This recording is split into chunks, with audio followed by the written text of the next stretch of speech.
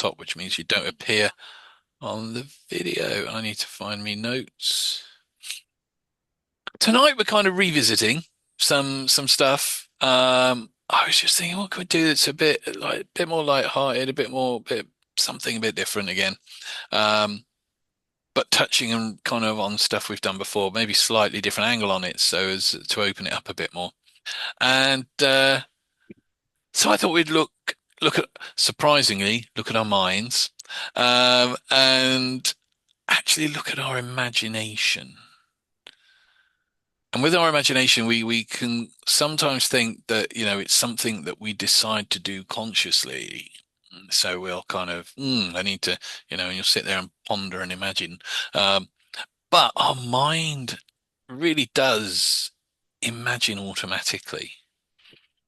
That just when certain words are spoken, certain things will trigger the imagination.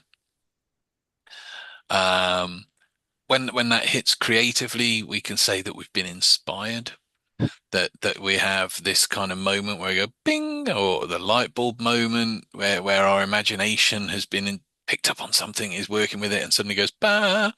Be anything from making things to solving problems. So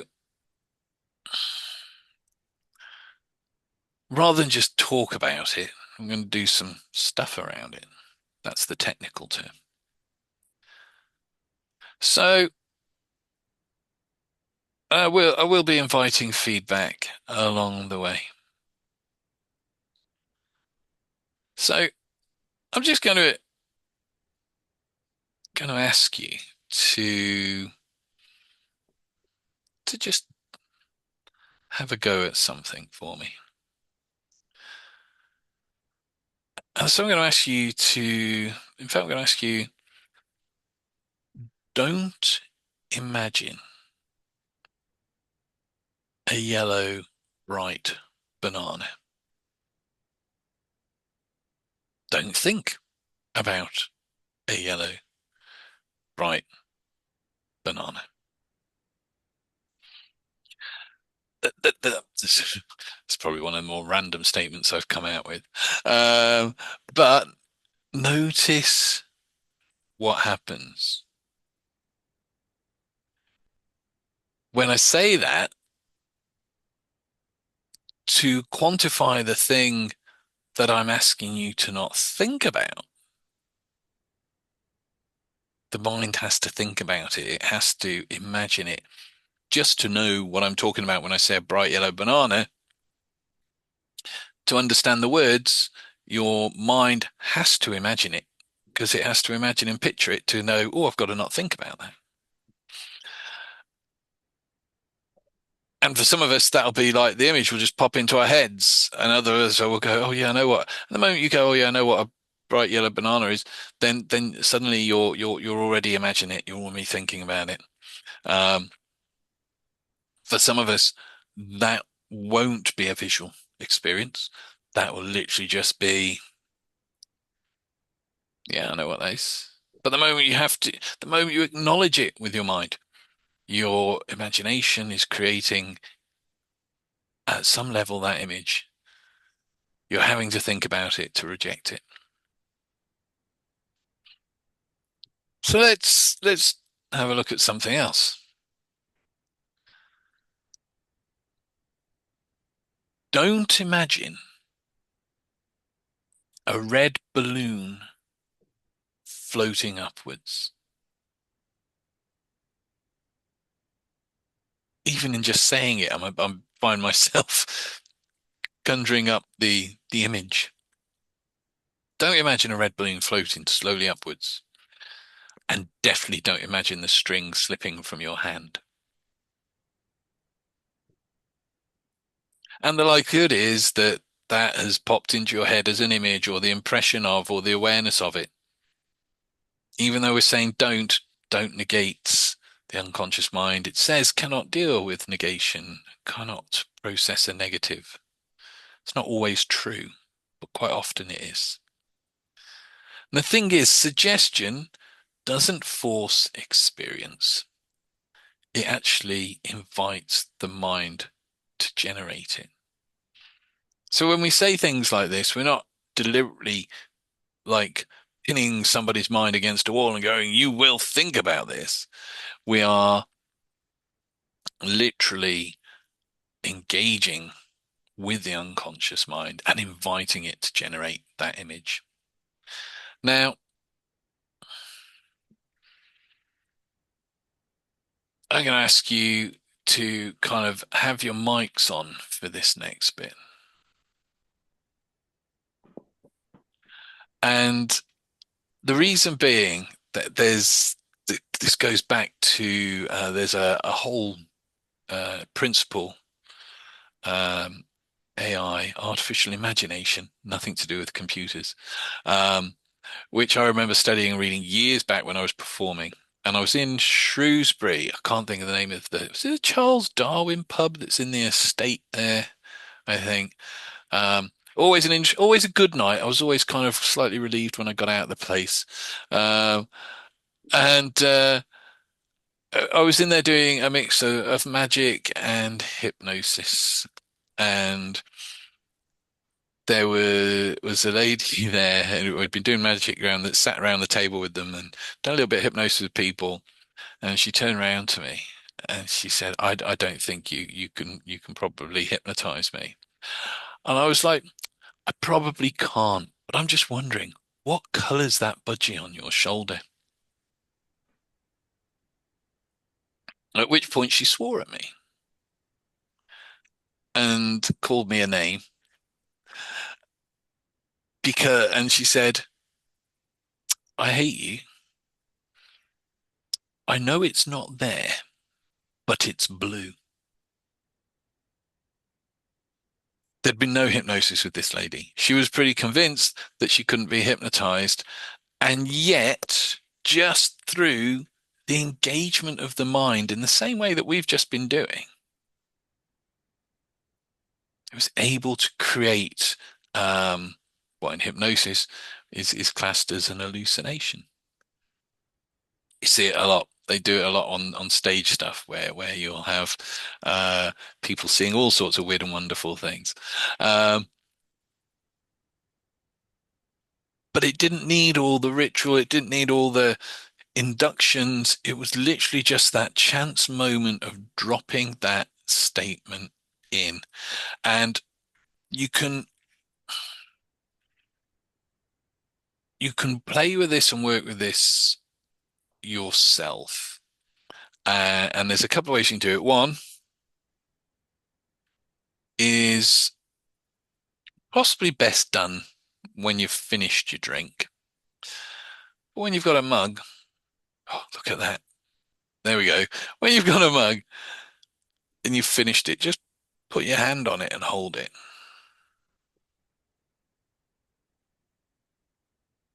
And just imagine what it would be like if you're unable to lift it up.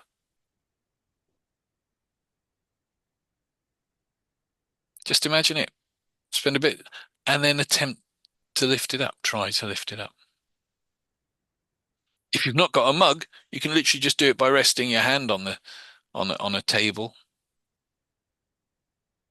In fact, everyone, and if you've not got a table by you, you can rest it on your lap or on the arm of a chair or somewhere and just rest your arm. Doesn't matter which one.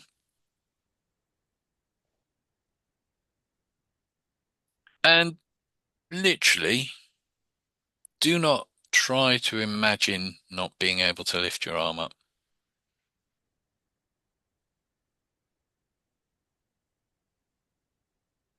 And take that moment, take a time just to imagine or not imagine.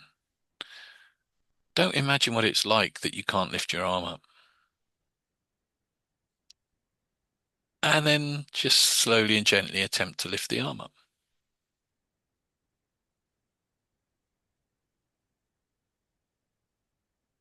For some, immediately they'll find a resistance. For some, they'll find they can't lift it. And for others, you'll just be able to do it straight away.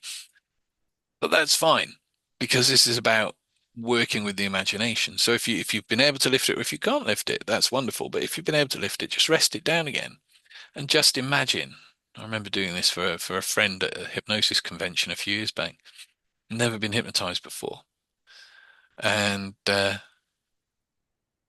I was literally just imagine what it would be like if just your thumb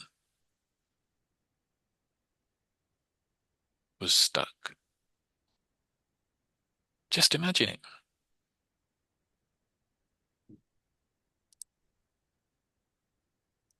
And as you notice your thumb becoming stuck, just imagine another finger just becoming heavy and stuck where it is.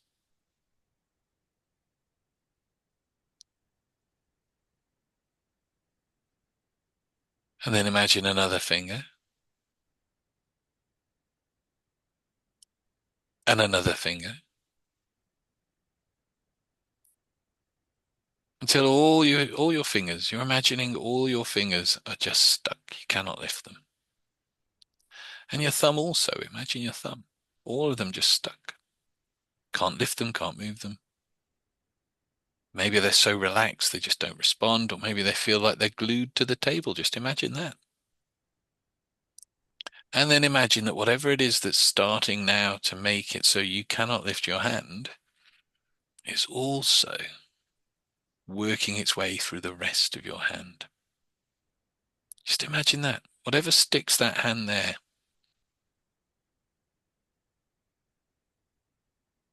And imagine that the whole hand is just stuck. It's either too heavy to lift or it's stuck where it is. And just imagine you cannot lift that. And then imagine you're not imagining and try to lift it. Gone and done my own hand. You can move now.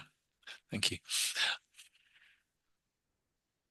By engaging our imaginations, by using our imaginations this way, we can create those moments of hypnosis without actually having to do the hypnosis.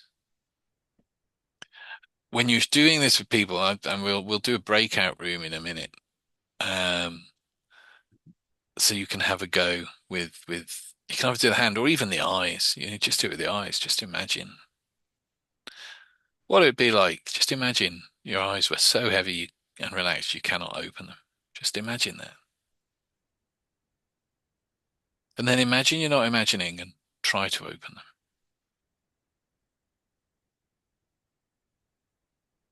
So I haven't done a breakout room for a while. I have to remember how to do them. There they are. So what you do is either choose to go with the hand and just take it in turns. Just, in fact, actually, literally do it like a game of tennis. So the suggestion is based in what you're asking someone to imagine. It's either going to be imagine your hand is so heavy, so stuck you cannot lift it, or imagine your eyes are so heavy, so stuck that you cannot open them. And all I want you to do is just keep offering that phrase back and forward to each other. You'll have to agree on whether you're going for the hands or the eyes. Just offer it back and forth a few times. And then whoever calls it first just says, now imagine you are no longer imagining, and try to lift it or try to open them and just notice what happens. Have some fun with it. Um, there we go. I mean, I'm remembering this, I think. Um, what's it doing?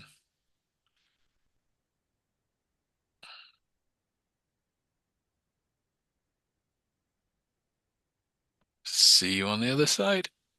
I'll be joining one of you. We'll find out when it does it.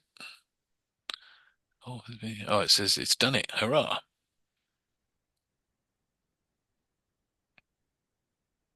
Mm.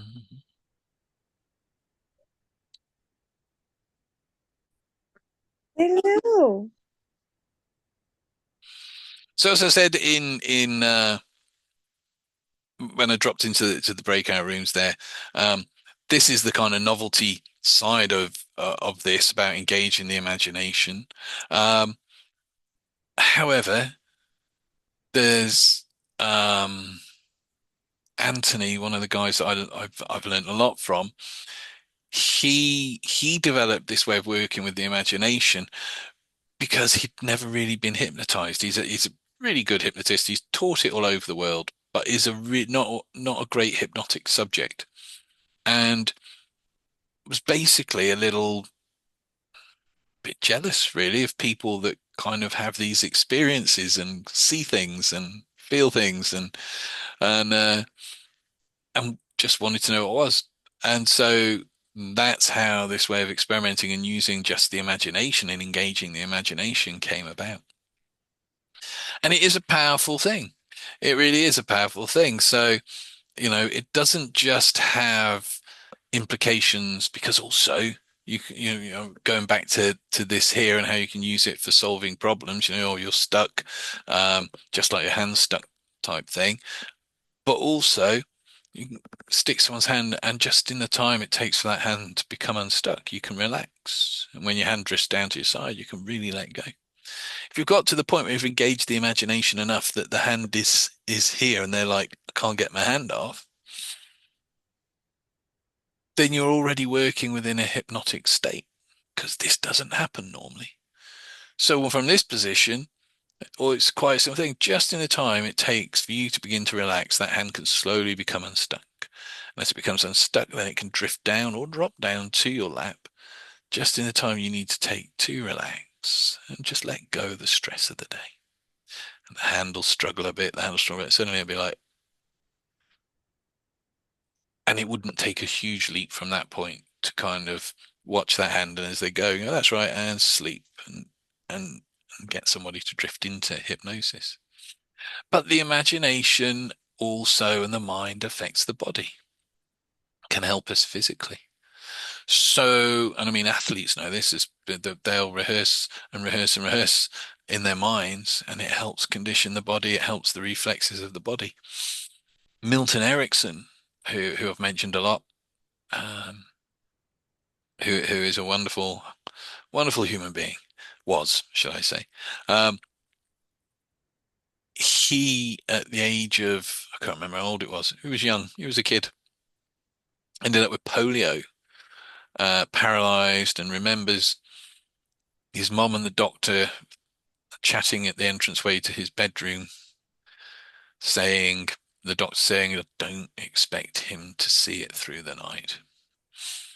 And he he decided he didn't like that outcome, so he decided that wasn't going to happen. And sure enough, the next day he was still very much alive, still with us, and started to improve. But he still had the problem that he was completely paralyzed, or predominantly paralyzed. And so he decided that he'd learned to walk and move once, so he just needed to reteach his mind to do it. And so he would lie in bed for hours at a time, because face it, didn't have much choice, to imagining getting up, imagining doing the things he used to do before he was ill, imagining climbing trees, imagining making things. And over weeks and months he did this, he started to get movement back in his fingers, in his hands, and eventually was able to get himself out of bed. Um, and I think within 12 months was able to take himself off canoeing on a solo trip down the local river for a few days and camping, all from utilizing his imagination. So I'm going to invite you to use your imagination. This is just, you may have done this before. Just imagine, and if it helps, hold, use your hand and gesture with it well. Just imagine you're holding a lemon in your hand. Nice, juicy lemon. Become aware of the weight of it in your hand. Feel the texture of the skin of it, the coolness of the skin. Putting it in the other hand so I can pick the knife up. Now imagine, just imagine just sniffing the outer skin of that lemon, just that hint of citrus, and then imagine picking up a knife, just cutting into it. Just slowly, a bit of the juice maybe sprays out, and you get that lemony, zesty aroma as you're cutting into that. And then you cut a little slice. You bring it up to the nose. You smell that. Possibly feel a bit of the juice on the fingers. Really just be aware of that, and then just take a bite. Just take a bite and notice. A lot of people, when they do that, when they engage with it, will find that their body responds to the imagined experience. I can't talk people through that without finding myself salivating. Most people, when they go through it, if they're imagining it and picturing it, thinking about it, will have the same response. Some people, when you do this, will actually almost grimace, like, when people do bite something like a lemon that's a bit bitter, a bit sharp, all imagined, all just thought about, and yet the body responds. So, like I was saying to Anne before, if you imagine when you have the first signs of a cold coming on, just imagine it not lasting very long. Imagine it not staying long. Imagine an army of soldiers going up and beating that cold up, however you want to, however you want to do that. But engaging your imagination. If you are ill, or if you have a bit of an accident, you've hurt yourself, just imagine it healing really quickly and imagine it healing well. I mean, doing it just once isn't necessarily going to make much of a difference. But a bit like Milton Erickson, if you put a bit of time into using that imagination every day, you will notice benefits. And when we get to that point again where the body is responding just to what's being imagined, that's hypnosis in action. That is a state of focus and imagination creating physical response in the body. And that's the same process that enables people to perform operations or have teeth extracted just under hypnosis with no anesthetic. It's uh, it's the same. A good friend of mine, I'm sure I've shared his stuff in the past. Tim Cummins, American guy, pretty intense, but speaks a lot of sense. And I remember him telling us about he was doing some voluntary helping with people doing, I think it was blood pressure tests, and people were coming having their blood pressure. If they were a bit high, they sent him over to Tim. By high, I mean on the blood pressure, not like they'd been smoking something. Uh, Over to Tim. Tim would take them through an imaginative experience, a hypnotic experience. They'd go back, have their blood pressure test, and it would have dropped. Hypnosis has been used to stem the flow of blood. In fact, they think that's partly how Rasputin was able to work with, who was it? Nicholas II, wasn't it? I think that proved whether my Russian history is any good. Um, who was anemic. Was he anemic? Something. And he was able to, he's the only person that seemed to help this lad get any healthier or better. And they think that was through some form of hypnosis and suggestion, again, engaging the imagination. And you can even stem the flow of blood using hypnosis and the imagination. Um, Take it the other way, and in certain cultures and certain situations, you have, if you think about it, you have the potential for what is a curse, where the idea that somebody has done something that was going to make something detrimental happen to you or make you ill is taken on board so much that people become sick, people become ill. And even if you think about the reticular activating system, Still doesn't trip off the tongue, that one. I can't imagine why. Um, that part of you that's there to find the bits of reality that match your view of what reality is. That experiment they did where you've got the students walking down a corridor and there was money, and those that thought they were lucky found the money, and those who thought they were unlucky didn't find the money, because that part of their brain is trying to find things that match their reality. If you've got the idea in your head that somebody's put a hex or a curse on you, and you believe that enough, it becomes part of how you see your reality. So your unconscious mind is going to find things that reassure that. So maybe your unconscious mind creates a situation for you where there's the possibility to be clumsy, to maybe cut your finger or trip over something or have a load of something fall off a shelf, just because your mind is imagining this scenario where some bad stuff's going to happen. And I'm talking about this in the context of like curses and hexes and stuff, but how often do people just on their own imagine that something bad's, if you look on Facebook, wow, the amount of people at the moment who like come Monday, like mid-morning on a Monday, who are like, oh, well, this is going to be a really bad week. I just know it. They're imagining it. They're picturing it. And so that will then make it so they do focus in on anything that's bad just through the imagination. So our imagination is a powerful tool, powerful, powerful tool. We've done that one before. So let's not do that one again. So when it comes to our minds, there are key things that if we become aware of, we can utilize in our communications with people. Not as mind control, because hopefully we've spent enough time together to know that hypnosis isn't mind control. Hypnosis is a cooperation between the suggestion and the imagination. The imagination is a hugely powerful thing. Beliefs are things we imagine about the world that we've decided are true. A lot of the time, they're not.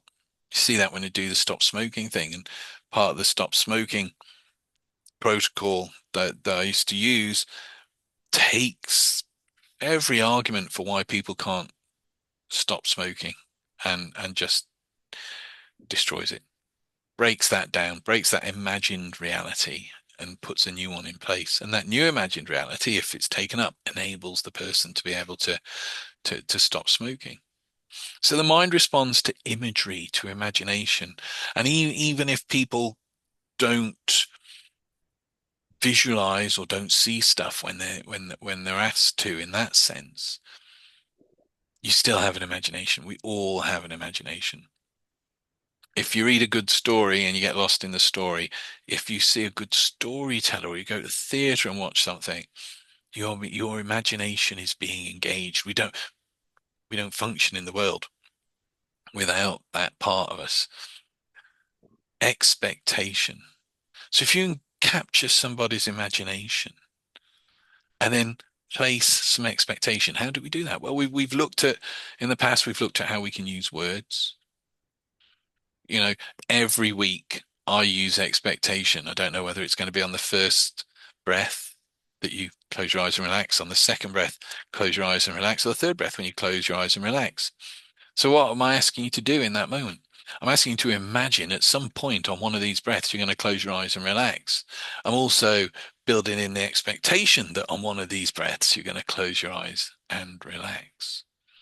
And because we engage the imagination, because we create expectation, we then focus attention. We're focusing the attention on the things. So the lady with the budgie, you know, it was very quick and the process happens very quickly, but I probably can't hypnotize you, but what color is that budgie on your shoulder? in that moment, there's imagination, there's expectation. Is it going to be there? If it is, there's the attention. I'm directing your attention on the idea of a color of a budgie. And also, I've said, I've asked what color it is. So I'm expecting an answer that you're going to see this thing, which is presupposition, which we've talked about in the past, and it will have a color. And that whole thing together works as suggestion. And again, that's not mind control. It's cooperation between suggestion and imagination. And the same mind that can create images can also release them because we can imagine stuff and then we can stop imagining it. You see, if you've got somebody in hypnosis and you're doing something more theatrical with them, just tell them to stop imagining and it'll stop. It'll just stop like that. But again, we can also release stuff that we need to release. Me and Anne were talking a bit back and saying about kind of the move it technique, which I know well, Anne reassures me we've covered before. You know what I'm like remembering sometimes whether we've done it or not. Where will take the example, you're a bit nervous about something. Where do you feel that? Okay. So nerves, let's say it's the stomach. What color is it? Maybe it's blue. Well, now we're engaging the imagination. We're focusing attention on the stomach and on the idea that we drop the suggestion that this feeling has a color, and there's the expectation that you will respond to that. What shape is it? Oh, it's a triangle. So you got a blue triangle. That's anxiety. Now imagine just move it. It's yours. Just move it to a place where it has to be smaller. And then move it again, move it again, move it again to the point so small, put it on the palm of your hand, throw it away. Where the expectation is that something will happen when we throw it away. The attention is completely directed through moving it around. The suggestion is there that it's getting smaller. We're not saying the anxiety is getting smaller. We're saying the shape is getting smaller because let's face it, if I say to you, if you imagine you're feeling really anxious about something and not too heavy, and I say, just imagine that anxiety getting smaller, you'll be like, it's not. But if I say, just imagine a triangle that's blue getting smaller, well, that you can do. And if we've associated that with the imagery of that, with the feeling, then we're working at reducing that. So within those four things, and you can do that within conversation. You don't need to be doing all the inductions and everything. You can be chatting away to people. And a great way of getting people on board with your ideas and thoughts is to get them imagining. Well, just imagine what it's going to be like when we're doing this. There's an expectation there, presupposition that we're going to be doing this. Imagine it. See yourself. You're directing their attention. So then they're thinking about it. They're imagining this scenario that you've put forward to them, and and then you kind of drop in something like, just how good can it be when we're doing that? So there's a suggestion it can be good when we're doing that. Again, a presupposition which builds the expectation. It's a lot more tongue twistery to explain than it is to put into practice. But go back through this and listen to it again and find ways of just applying this, not just with other people, but you can use this for yourself. So we're going to finish up with something now, just very simple. Have a fidget. Just get comfortable.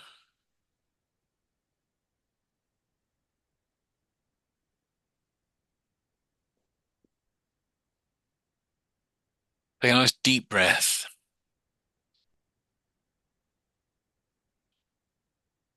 And as you breathe out, just return to your own natural breathing, your own rhythm. Nothing forced.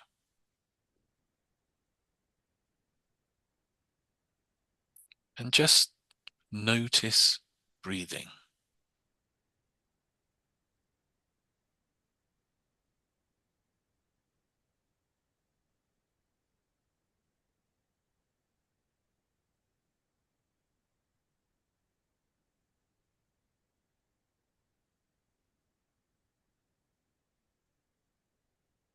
Notice the body.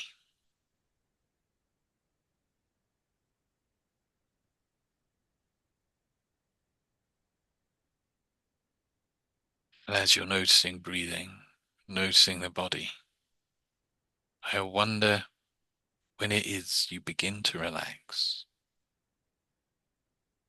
Now, notice that the mind can create experience,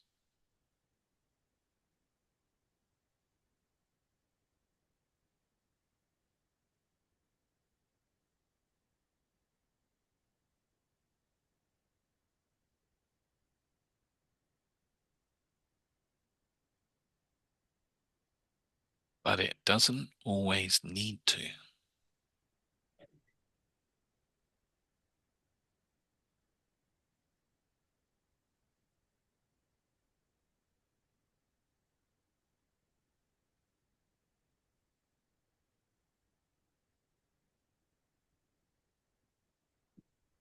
So you can imagine,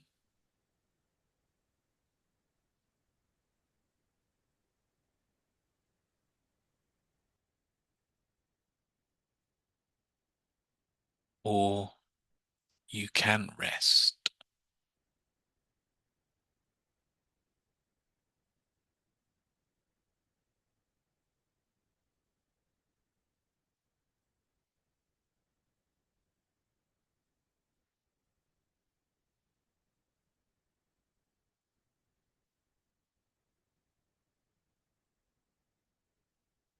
And as you continue to rest, you can imagine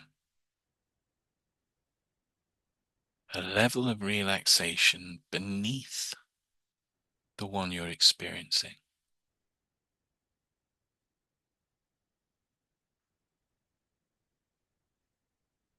and drift down to that level, imagining yourself more relaxed, looking up at that other you as you imagine,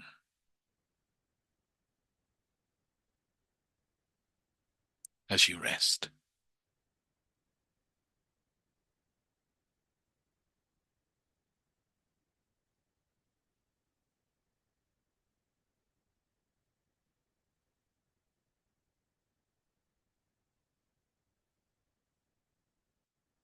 And as you rest,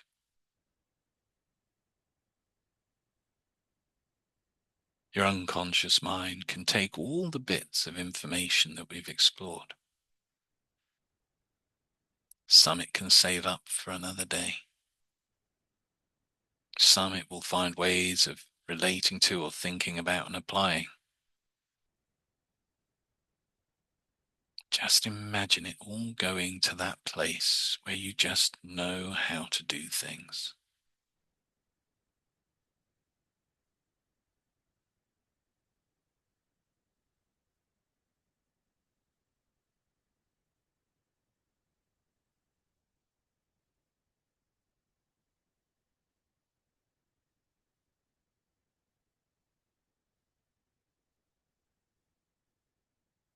I don't know how slowly or how quickly you can imagine then drifting back up to that first level, relaxed and rested.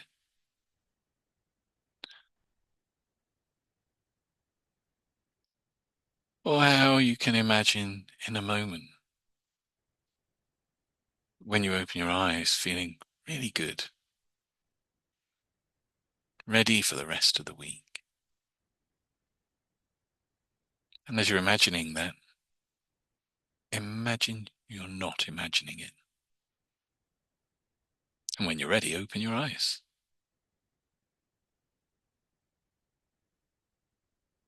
Feeling good.